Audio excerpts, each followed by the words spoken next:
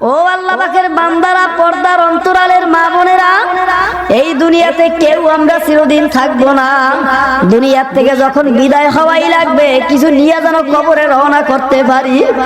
ওই যে কবরে যাওয়াই লাগবে, কি নিয়ে কবরে যাইব?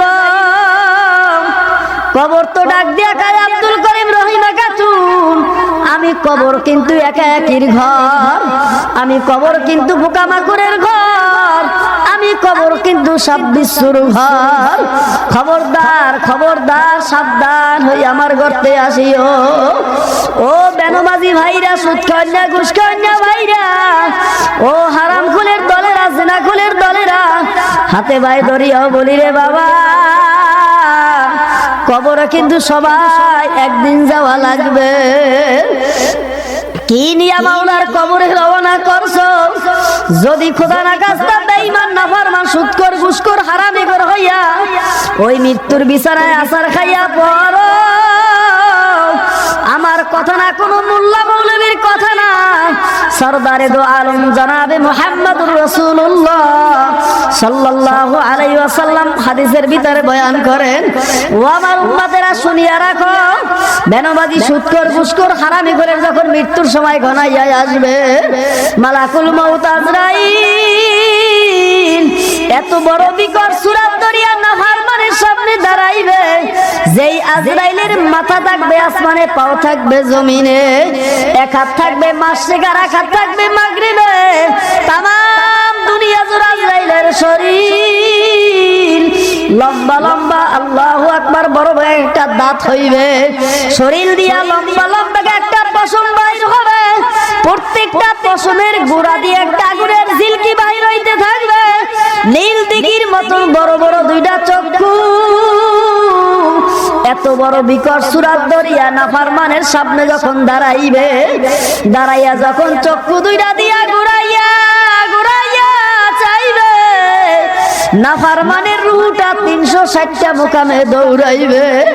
আমার মাওলায় ডাক দিয়া কয়, আজরাইল, এই নাফরমান বড় হাস করিয়া জাহান্নাম কামাই করলো, ওরে জাহান্নাম না দেখাইয়া জান কান্দান করিও না।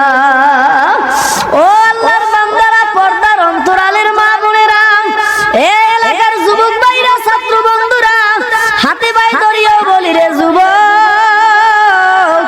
আল্লাহু আল্লাহ, মালাকুল মউত আজরাইল যখন এই নাফরমানের সামনে জাহান্নামের ছবিটা ধরবে, ওই নাফরমান স্বপ্নের রূহ দিয়া দেখতে থাকবে, জাহান্নামের দরজাগুলা টাস টাস করিয়া খুলিয়া গেছে, জাহান্নামের আগুন গুলান ধাউ দাউ ধাউ দাউ করিয়া জ্বলতেছে, জাহান্নামের সাপ বিচ্ছুগুলান হা করিয়া তাকাইয়া রইছে। এই অবস্থা দেখা তো রূহ আর বাহির হইতে চায় না।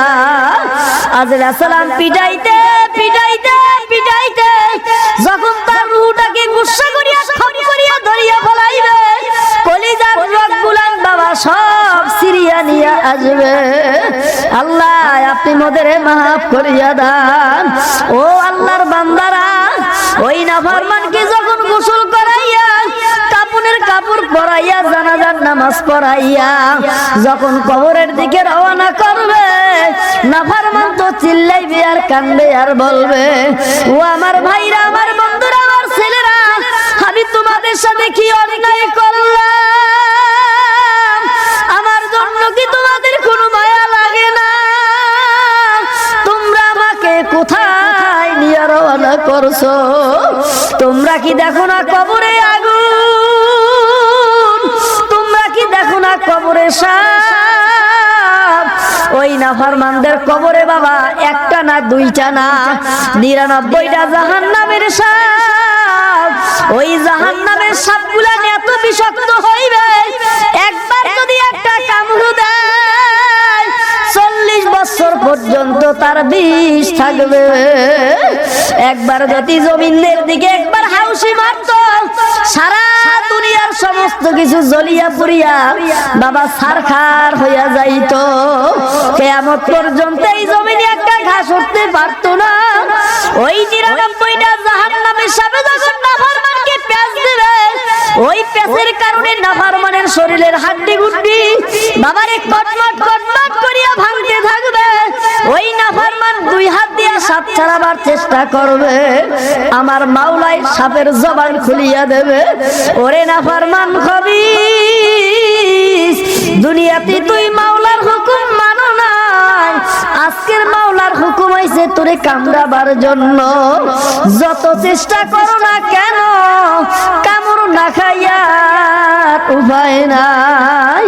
ও আল্লাহর বান্দারা, পর্দার অন্তরালের মা বোনেরা, ওই জাহান্নামের কথা স্মরণ করিয়া, আযাবের কথা স্মরণ করিয়া দুই ফোঁটা চোখের পানি ফেলাইয়া মাওলার দরবারে কান্দো আর মাফ চাও। মাবুদ রে,